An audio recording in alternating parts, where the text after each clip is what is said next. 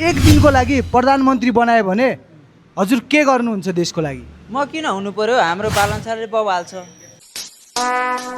Would like to take notes while I take toast. Hello भाइ सुन न, हजुर तपाईँलाई एक दिनको लागि प्रधानमन्त्री बनायो भने तपाईँ के गर्नुहुन्छ? म तपाईँलाई एक प्लेट मोमो खाइदिन्छु नि दाइ।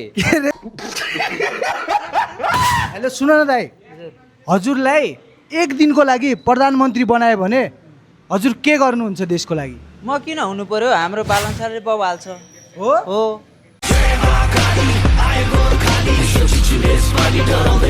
भाइ सुन्नु न, तपाईँलाई एक दिनको लागि प्रधानमन्त्री बनायो भने के गर्नुहुन्छ? केही गर्दैन। हेलो दाइ सुन न, के हो दाढी साडी हेर्दा त पुरै बालिन लुक छ, चस्मा खस्मा के हो यस्तो? यो चाहिँ के हो भनेपछि होइन, अझै भन्दा पनि यो मेरो आफ्नै पर्सनल लुक्स हो होइन। एकदमै इन्ट्रेस्टेड हुन्छु म दाढी पाल्नमा होइन। दाढी भनेको मर्दको सान पनि भनिन्छ। अनि अनि अनि म चाहिँ यो सोधिरहेको छु कि हजुरलाई एक दिनको लागि पिएम बनायो भने के गर्नुहुन्छ हजुर?